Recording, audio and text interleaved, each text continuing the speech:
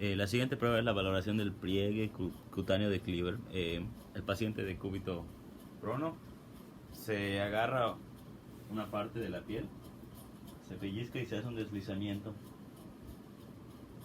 Este sirve para checar anormalidades, puede haber rigidez muscular y podría provenir de trastornos vegetativos que sugieren alteraciones en las articulaciones intervertebrales o intercostales. La siguiente es la prueba de compresión del esternón. Esta es indicativa de fractura de costilla. Con ambas manos presionamos el esternón del paciente.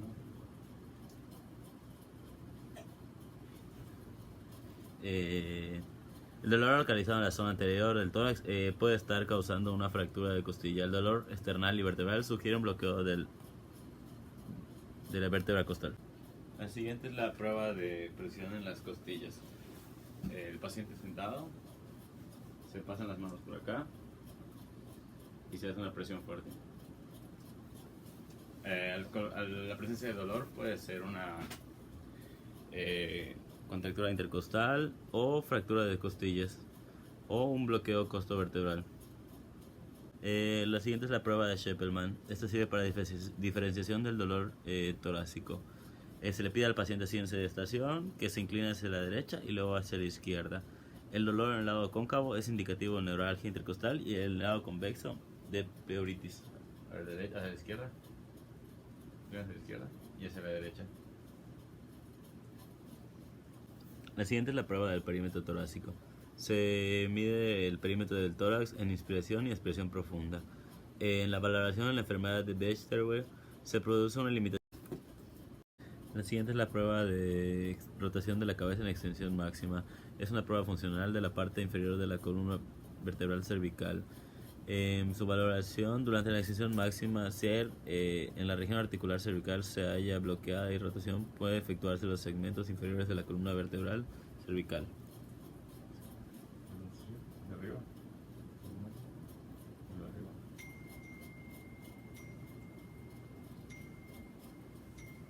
La siguiente es la prueba de rotación de la cabeza en extensión máxima. Esta es una prueba funcional de la parte superior de la columna vertebral cervical. Eh, la aparición de síntomas de tipo vegetativo, especialmente mareos, precisan una aclaración posterior. Hacia abajo. Y dobles. Y luego cambio. Abajo.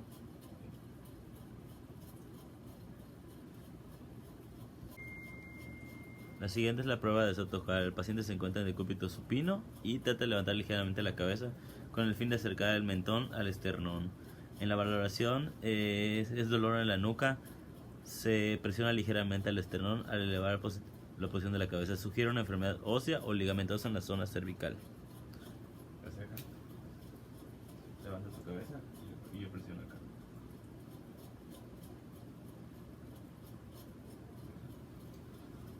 La siguiente es la prueba de percusión. El procedimiento con la cabeza del paciente ligeramente inclinada hacia adelante. Yo voy a repercutir en las apófisis espinosas de las vértebras cervicales. La aparición de dolor localizado no radicular indica una fractura o alteración ligamentosa o muscular. Va a ser en las apófisis.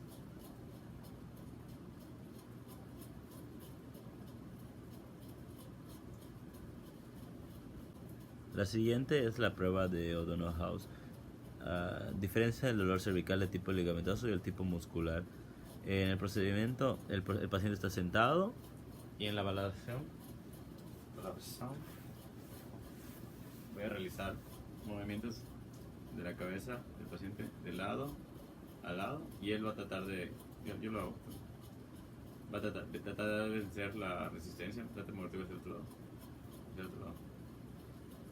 A la aparición de dolor en cervicales o en la base de C2, difiere una lesión ligamentosa. La siguiente es la prueba de Valsalva. El paciente se encuentra en sedestación, debe intentar expulsar de la boca el dedo pulgar que retiene frunciendo los labios, soplando hacia afuera.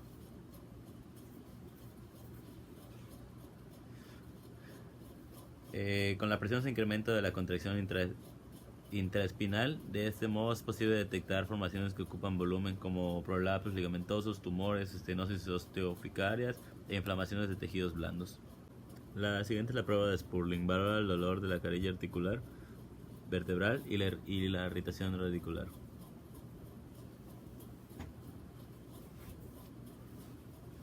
El paciente inclina un poco el mentón, o sea, sume tu cabeza, como que sumes tu cabeza, sume tu cabeza, sume, así, donde lo metes.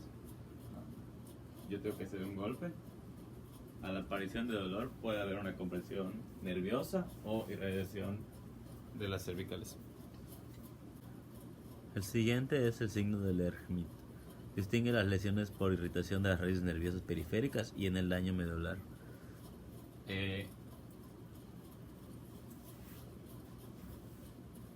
Es levantar una pierna al mismo tiempo la inclinación de la cabeza del paciente.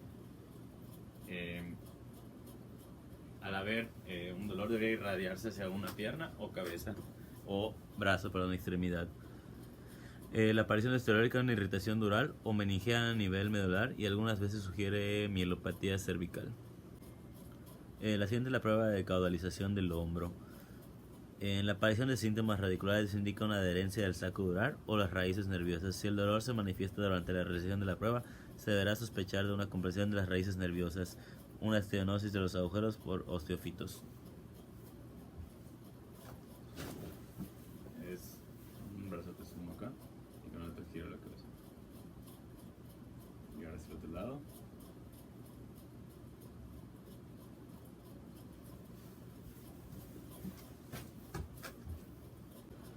La siguiente es la prueba de compresión de Jackson. Esta es la compresión axial, aumenta la presión y sobrecarga los cartílagos intervertebrales y la salida de los nervios, además de las articulaciones facetorias. Entonces, al hacer la presión, aumentaría y causaría un dolor por la compresión cervical o de las raíces nerviosas. Giras de lado y aquí yo hago una presión axial.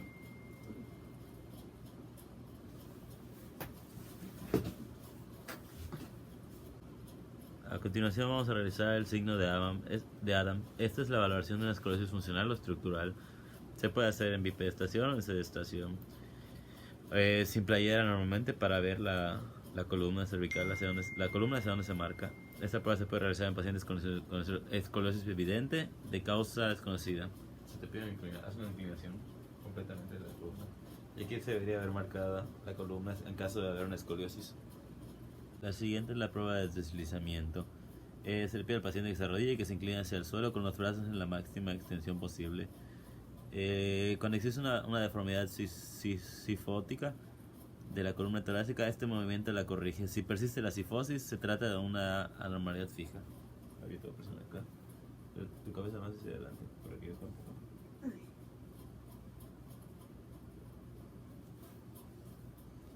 La siguiente es la prueba de función segmentaria de la columna torácica en extensión.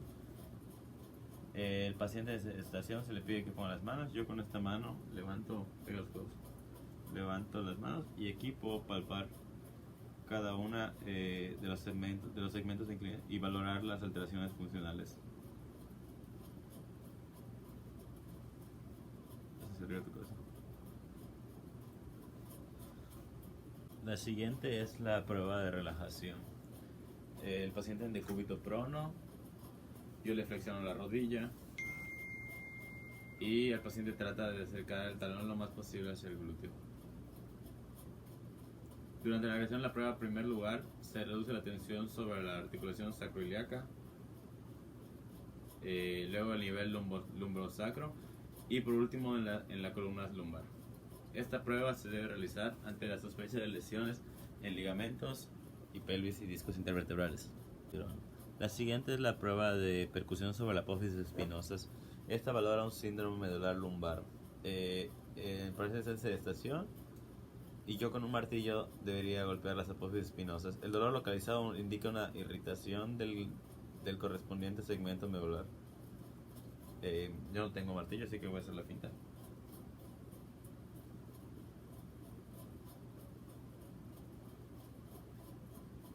Ahora haremos el signo del psoas.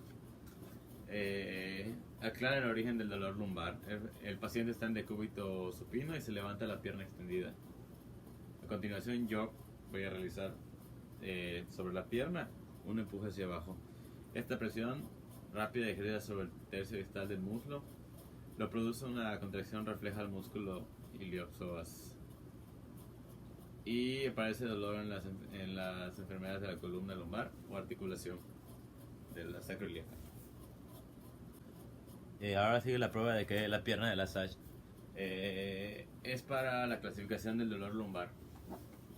Básicamente es agarrar la pierna, elevarla, déjala floja, y el paciente, yo al soltarla, él no se va a dar cuenta y debería hacer una contracción del glúteo medio y del psoas.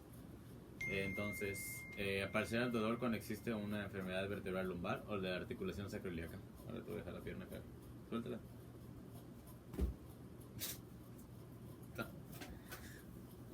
La siguiente es la prueba de carga sobre una pierna. El paciente va a levantar una pierna en flexión de rodilla, levanta. Y esta prueba se considera positiva al aparecer el dolor en la espalda.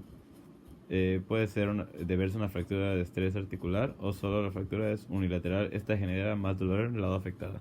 La siguiente es la prueba de inclinación posterior asistida. El paciente se coloca así realizando una flexión en la cadera. Debería tener movilización en toda la zona de lumbares, segmentos lumbares. Cuando aparece dolor al movimiento espontáneo de la articulación, se deberá sospechar de un síndrome de la articulación sacroiliaca que debería desaparecer al yo fijar la cadera. Agacha, más derecho. Debería desaparecer al yo fijar la cadera. Lo siguiente es la prueba de slump. El paciente está en sedestación. Se le pide que con la barbilla toques tu esternón, trate de tocar el esternón, así, y hacer una flexión como curvada, así, y ella levanta una pierna más, y le hacemos una inclinación de la cabeza. La prueba puede provocar un pinzamiento, irritación de la dura o de las raíces nerviosas en la aparición de dolor irradiado. Si el paciente no puede extender la rodilla debido al dolor, el explorador deberá reducir la presión sobre. La siguiente es la prueba de la SASH. El paciente acostado de cúbito supino. Yo voy a elevar la pierna en extensión total de rodilla, sin flexión. La aparición del dolor en la cadera y la rodilla indican irritación nerviosa. El signo de la SASH solo se considera positivo cuando el dolor se transmite hacia la pierna siguiendo el territorio de inervación sensitiva motora de la raíz nerviosa afectada. La SASH invertido. Esta es una valoración de la irritación de las raíces nerviosas. En decúbito prono, agarro al paciente una flexión de rodilla, elevo y sujeto por la articulación sacroiliaca para que no haya una compensación. La hiperextensión de la cadera flexionada provoca una atracción sobre el nervio femoral y la aparición de un dolor radicular unilateral o bilateral a nivel renal. Signo de Kerning. Indica una irritación nerviosa meningea o dural. El paciente está en decúbito supino. Ponte al revés. Ponte al revés, rápido. Se le pide que flexione la rodilla y la cadera. Ahí. Durante el primer paso de la prueba, el explorador trata de extender la forma pasiva de la rodilla. Yo te extiendo la rodilla y tiene que volver. Ahora tú solo flexiona y extiende. Cuando la extensión activa o pasiva de la rodilla provoca el dolor en la región vertebral o dolor radicular en la pierna, se deberá sospechar de una irritación de la raíz nerviosa. El signo de Bonnet. Es agarrar la rodilla de acá, fijar la rodilla y rotar hacia adentro y hacia afuera. El signo de la SASH aparece antes cuando el explorador realiza esta maniobra. El nervio se estira todavía más mientras atraviesa el músculo periforme y esto hace que se intensifique el dolor. El signo de Bragard. Posición de decúbito supino, sujeto con una mano el talón y con otra la rodilla desde el diastral. Ahora se eleva hasta que el paciente sienta un dolor. Al sentir el dolor, se regresa un poco más hacia donde no haya y ahora se hace una dorsiflexión y debería regresar el dolor. Si el signo de Bradar se considera positivo, se deberá sospechar de una compresión radicular localizada entre L4 y L5. La siguiente es el signo de Duchenne.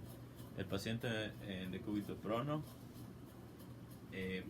básicamente el paciente va a tratar de empujar mi dedo hacia abajo mientras yo pongo mis dedos. Cuando la función articular está conservada, las apófisis espinosas de las láminas ceden con suavidad. Cuando existe una lesión en los discos intervertebrales con daño en la raíz nerviosa, en S1 el paciente no puede oponer ninguna resistencia a la presión del dedo. La siguiente es la prueba de diagnóstico, la prueba de marcha en el talón y puntas. Se le pide al paciente caminar de talón y luego de puntas. A ver, hazlo. Primero de talones, ajá. Y luego de puntas ahora. La incapacidad o dificultad de permanecer apoyando sobre los dedos o caminar a la puntilla indica la lesión de la raíz S1, mientras que la incapacidad para apoyarse o caminar sobre los talones indica la lesión en L4 o L5. La siguiente es la prueba de Hoover. Esta valora la simulación de trastornos en la columna lumbar. Pues básicamente es nada más poner una mano debajo del talón y pedirle al paciente que eleve la pierna contraria. Cuando el paciente no puede elevar la pierna o el explorador no percibe presión alguna en el talón contralateral, se debe sospechar de un paciente que en realidad no está tratando de elevar la pierna o está simulando que no puede hacerlo. Ahora sí el signo de Mellen. El paciente está en decúbito prono, ponte boca abajo rápido para examinar el estado de la articulación sacroiliaca. Pues es fijar la articulación sacroiliaca y pedirle al paciente que haga una extensión. Haz una extensión completa de cadera. Sube la pierna, pero sin doblar la rodilla. Sin doblar la rodilla, así. Y yo fijo acá. El dolor de la articulación sacroiliaca sugiere una alteración de esta articulación, ya sea inflamatoria o por bloqueo. La prueba de Patrick distingue los trastornos de la articulación coxofemoral y los de la articulación sacroiliaca. Se le pide al paciente una rodilla normal y la otra una flexión y así acá. Así. La rodilla de la pierna de aducción casi llega a la camilla, entonces hay que realizar una presión, una sobre el ilion y la otra en la rodilla.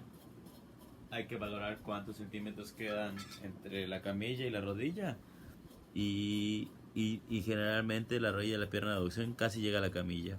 Así que si en el lado de que el signo de hiperaducción es positivo.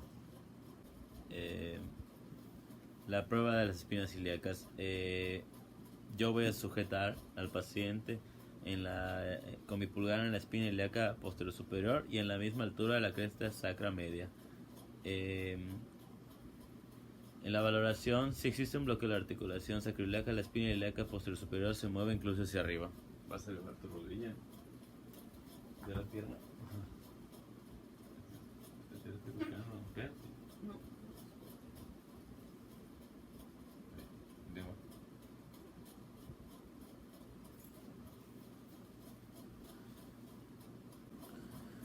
Ahorita digamos la prueba de flexión en bipedestación. Es una prueba funcional de la articulación sacroiliaca. Es el paciente de pie. Con mis dedos pulgares voy a presionar sobre sus crestas ilíacas en la parte anterior superior y el paciente hará una flexión de cadera. Si no hay movimiento de mutación, se habla de un bloqueo de la articulación sacroiliaca ipsilateral. Y tú vas a flexionar, ¿no? Vas a flexionar la cadera. Pienso, inclínate.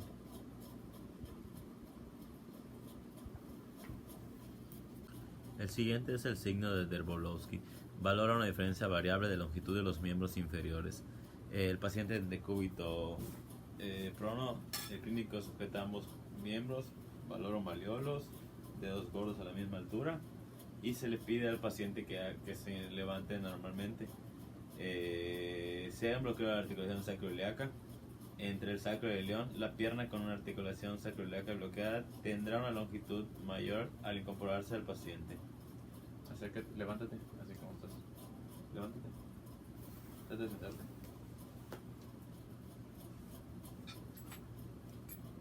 continuación haremos la prueba de Gaenslen.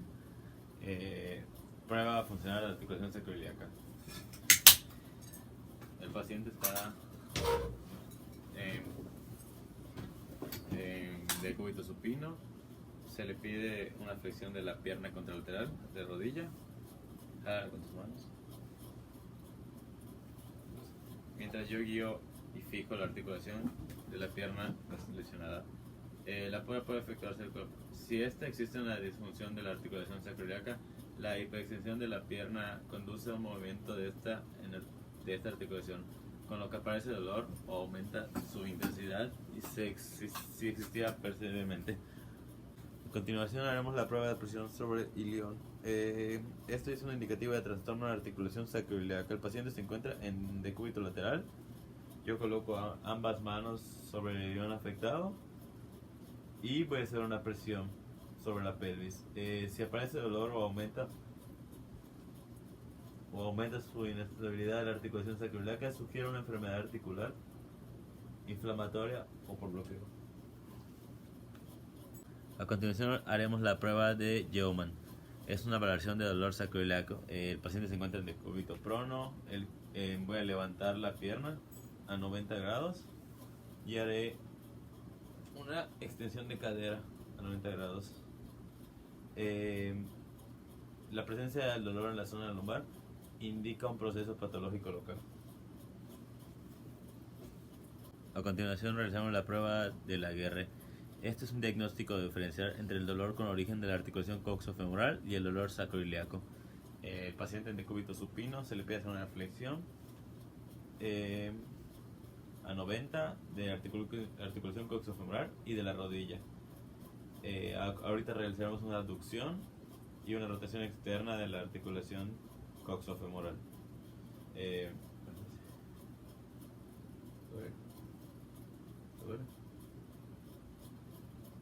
La presencia del dolor en la articulación coxofemoral sugiere artrosis, displasia de cadera o contractura del músculo psoásico. La presencia de dolor en la articulación sacroiliaca indica un proceso patológico local. A continuación, la prueba de distensión sacroiliaca. Así como está el paciente, con las manos cruzadas haré una presión en los huesos ilíacos. Al efectuar dolor profundo en la extensión, profundo indica la distensión de los ligamentos sacroiliacos anteriores. El dolor en la región glútea puede estar motivado por la irritación de la parte posterior de la articulación sacroiliaca.